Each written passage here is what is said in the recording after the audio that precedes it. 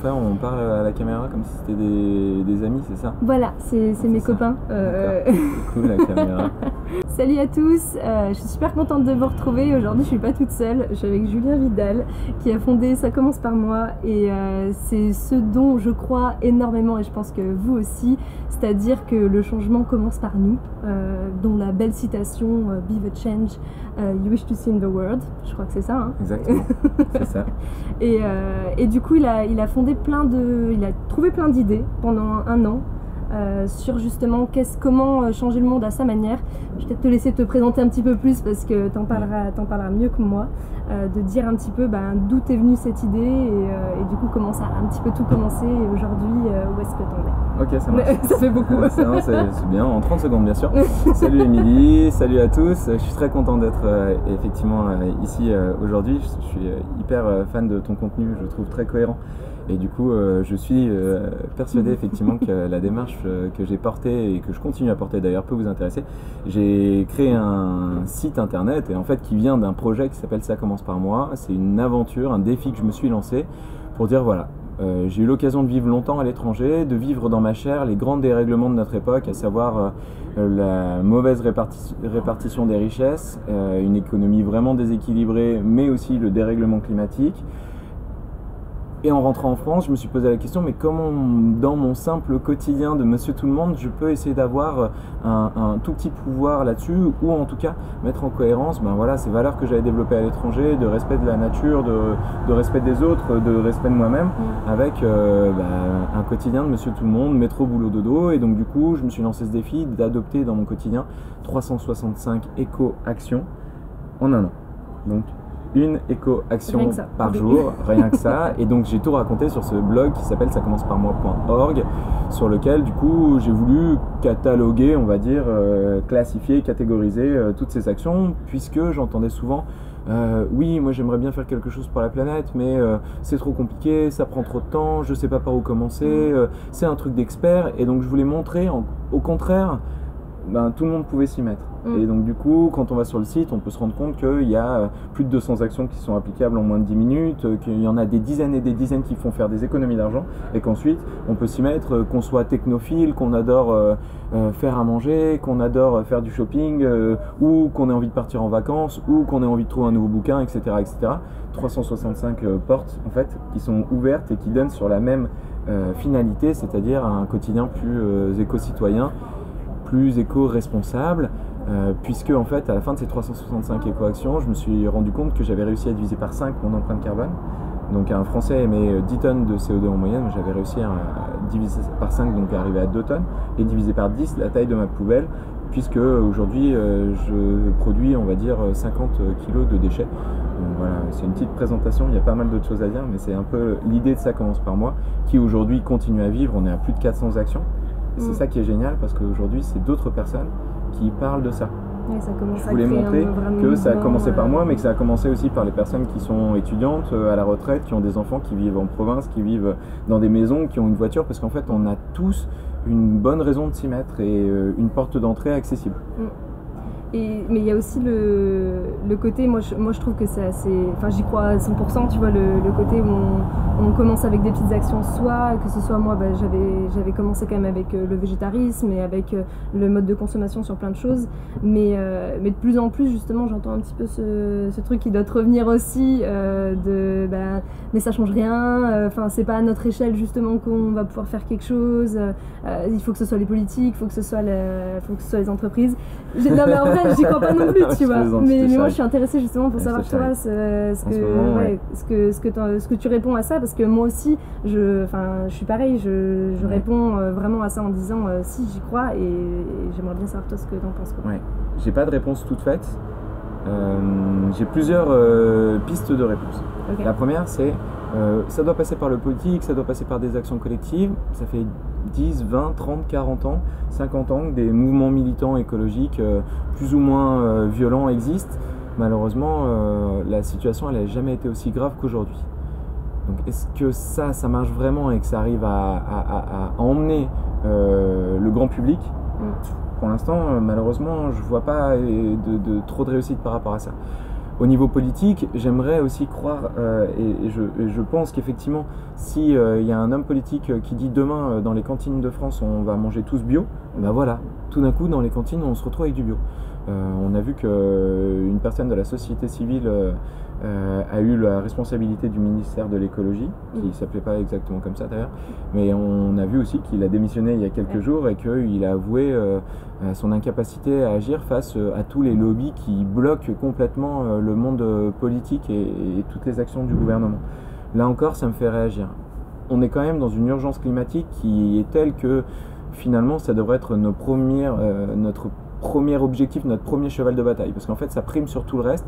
Il y a l'appel des 200 personnalités encore il y a quelques jours qui est paru dans Le Monde qui dit exactement ça. Je suis tout à fait d'accord avec les migrants, les taux de chômage affolants, le pouvoir d'achat, la sécurité, l'éducation, tout ça, c'est la santé en ce moment, on le voit dans les hôpitaux qui est en train de vraiment perdre en qualité. Tout ça c'est très très important. Malheureusement, si on n'arrive pas à régler le défi climatique, tout le reste n'aura presque plus aucun sens.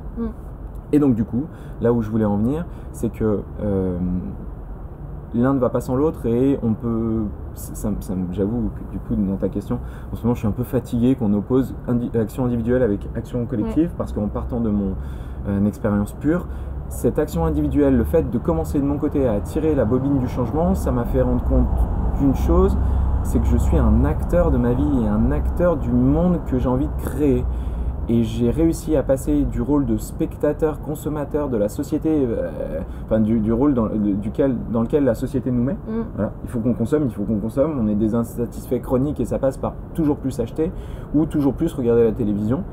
Alors qu'en fait non, j'ai moi à ma petite échelle le pouvoir d'agir, et ça je m'en suis rendu compte en collectant ces 365 actions, et tous les jours en me rendant compte qu'en fait là-dessus en achetant des fringues made in France, en fait j'avais du poids, et puis en favorisant une alimentation saine en circuit court, j'avais aussi du poids, et puis en mettant mon argent dans une banque coopérative, et puis j'avais encore du poids, et puis en passant dans un supermarché coopératif, là encore, bref, que moi j'existais et que j'avais le droit et le pouvoir de faire pencher la société du côté qui m'intéresse.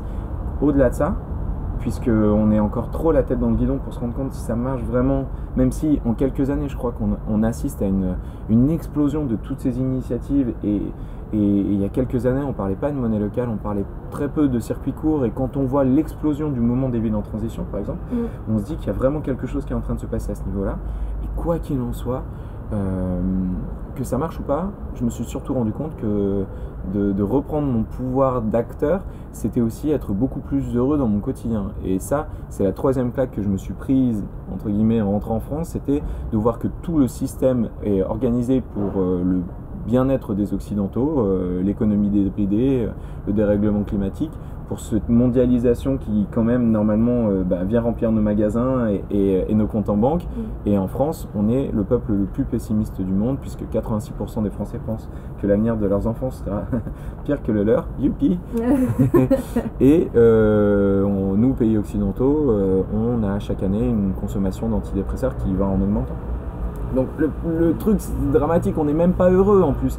On dérègle complètement l'économie et le climat et on n'est même pas heureux. Donc ça commence par moi, c'est la preuve que, en tout cas moi je l'ai vu dans mon quotidien, qu'on pouvait reprendre aussi son droit d'être heureux, qui est aussi pour moi primordial. Quel intérêt de vivre dans une dictature verte si on se noie dans un collectif et que chaque jour est le même et qu'on n'arrive pas à aller au bout de nos talents, de nos envies, de nos passions. Donc j'ai l'impression qu'un peu tout est lié. Et pour terminer, ma réponse est un peu longue, mais ces dernières années, on a un peu catalogué les petits pas comme éteins la lumière en sortant d'une pièce et arrête l'eau en brossant les dents. Et je trouve que c'est très réducteur et très symbolique, symptomatique même de la société, de la consommation dans laquelle on vit. Alors qu'en fait, parfois, la simplicité est beaucoup plus compliquée que ce qu'on veut nous faire croire. Et la simplicité de ces gestes quotidiens, c'est quelque chose qui touche une sorte d'infinitude aussi de notre individualité dans le bon sens du terme, et qui ne veut pas dire individualisme. Voilà. ça c'est dit. C'est un peu non, mais c'est ésotérique ou je sais pas quoi, mais c'est un peu l'idée, quoi. Non, mais c'est hyper intéressant. Je pense qu'on voit au final que ça marche quand même, parce qu'il y a aussi la loi très simple en fait de l'offre et de la demande. Et moi, ce en quoi je crois aussi, c'est qu'à partir du moment, que chaque achat est un peu un vote, Ouais. et qu'on le voit aussi avec là par exemple la vague qui arrive un peu avec les produits végétaux, avec plein de choses. Ça a commencé parce que de plus en plus de gens avaient envie d'acheter ce genre de choses. Du coup, on a quand même une influence aussi. C'est notre seul pouvoir dans la société actuelle, c'est le pouvoir d'achat. On nous rabat les oreilles avec notre pouvoir d'achat. Bah oui, donc dans le pouvoir d'achat, il y a le mot pouvoir. Ça veut dire qu'à chaque fois qu'on sort notre carte bleue, on a un pouvoir. Le pouvoir de voter pour l'économie qu'on aimerait voir.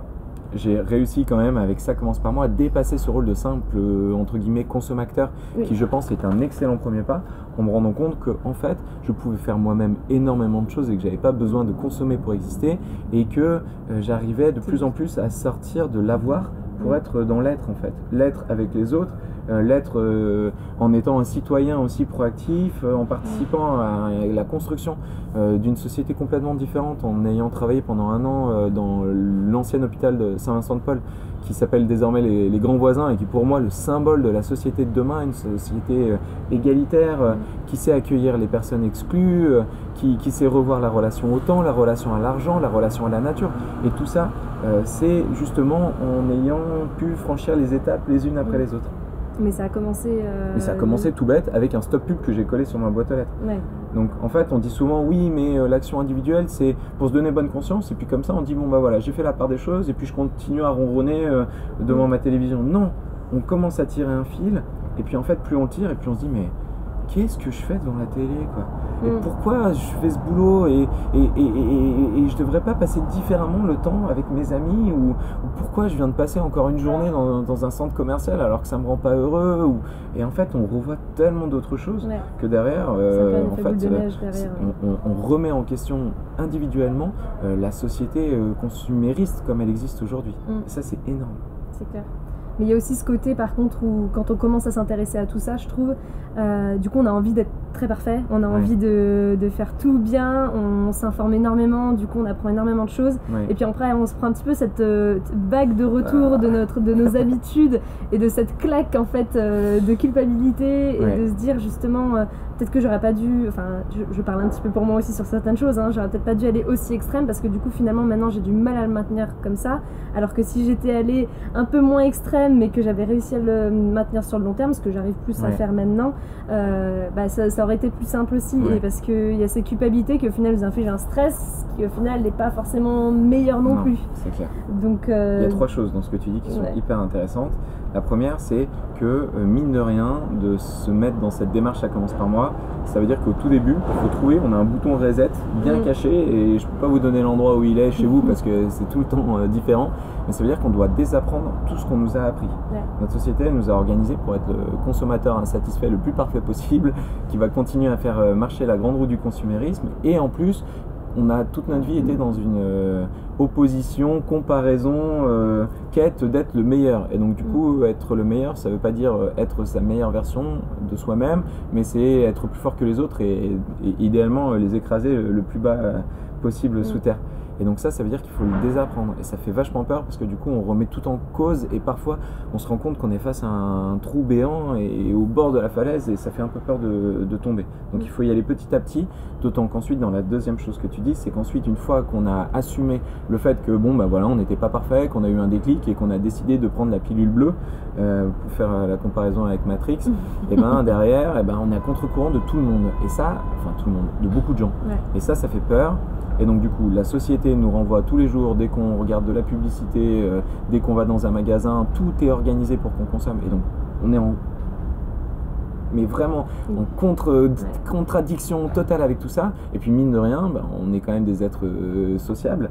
Et donc, autour de nous, on a, qui importe le retour des gens, le regard des gens, comment ils nous jugent. Et donc du coup, ça, c'est pas évident non plus. La dernière chose, on est aussi dans notre société, et ça c'est très très très juste, et moi je l'ai beaucoup ressenti, j'en parle justement dans mon livre, dans cette quête de perfection absolue, il faut être parfait.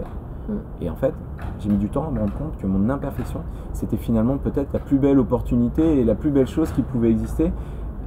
J'ai cumulé 365 éco-actions, et pourtant je me rends compte que je suis loin, très loin d'être un éco-citoyen parfait. Paradoxalement, ça me permet, moi, de toujours trouver une nouvelle excuse, d'apprendre, d'être une meilleure version de moi-même et de sortir de ma zone de confort. C'est génial. Par contre, ça veut dire qu'au bout d'un moment, on dit bon allez stop, je suis pas parfait, il y a quelque chose entre être tout noir et tout vert, tu vois, et tant pis, ça ira mieux demain. Mais écoute, du coup, je pense qu'on a déjà parlé, mais oui. On a parlé de plein de trucs. On va peut-être faire une deuxième partie si on a le temps, ça serait cool, pour vous donner plus des astuces pratiques justement quand on voyage. Est-ce que tu as juste un petit mot, parce que quand même tu as le lancement de ton livre qui arrive demain, donc est-ce que tu peux juste me dire, même moi, un petit peu qu'est-ce qu'il va y avoir dans ce livre, un petit peu différent de par exemple ce qu'il y a sur ton blog. Exactement. Parce que est-ce que ça se répète, est-ce que ça se répète Exactement. pas. Faut savoir qu'il est quand même assez conséquent et qu'il a l'air d'avoir plein de contenu, donc j'ai trop hâte. C'est gentil d'en parler. Il y a un super guide qui s'appelle La famille presque zéro déchet. Et ben, c'est pas du tout comme ça. Non, mais... En fait, vous prenez ça, vous prenez c'est pas du tout ça. Voilà. Non, mais c'est juste qu'il y a tellement de super guides en ce moment qui sortent sur ces démarches individuelles que je pouvais pas faire mieux de toute manière, et qu'il y a beaucoup de choses qui existent sur le site internet. Je voulais vraiment différencier ça et répondre à toutes les questions qu'on me pose depuis 2 ans, c'est-à-dire mais comment t'as fait avec ta copine, et ta famille, ils ont compris, ça n'a pas été trop relou, et quand tu te plantais, que la recette marchait pas, que tu trouvais pas l'endroit parfait, ou que tu te rendrais compte qu'en fait t'allais dans la mauvaise direction, comment t'as fait pour rebondir, et c'est pas trop cher, et est-ce que finalement c'est vraiment bon pour la santé, et bio, local ou au circuit court. En fait, voilà, c'est déconstruire un peu tous ces mythes et raconter l'histoire d'un trentenaire qui est arrivé, a voulu vivre en ville, changer d'appart et qui a essayé de répondre à ces questions. Effectivement, c'est un bon pavé de 300 mais pages. Mais il y a beaucoup de texte, quoi. C'est que du texte, en fait. Ouais. C'est vraiment que du texte, parce que je voulais participer, et c'est Cyril Dion qui le dit très bien. On a en tête, quand on parle du futur, un récit chaotique, dramatique, noir. On regarde Black Mirror, on regarde Blade Runner, on regarde la série sur les zombies dont j'ai oublié, Walking Dead et tout ça. Et ça, c'est sûr que ça participe à la création d'un récit collectif qui est carrément angoissant. Et on n'a pas trop le récit positif de demain. Et j'avais envie, à toute petite échelle, de dire, mais voilà, moi je m'y suis mis. J'ai réussi à lier écologie avec mon développement personnel, mon bonheur, mes économies, tout mon chemin de vie, et je raconte ça. En fait, du coup, c'est un chapitre, un mois, une thématique précise, et à chaque fois, il y a un peu des questions là-dessus. Ça sort effectivement au Seuil, dans toutes les librairies, en Belgique, en Suisse, au Luxembourg, même au Québec. Voilà, c'est la folie. Il est là, il est tout beau, et je suis trop content. Tu m'étonnes. Un accomplissement quand même plutôt cool. Et j'ai hâte de savoir surtout comment ça résonne en vous, si jamais vous avez ce livre entre les mains.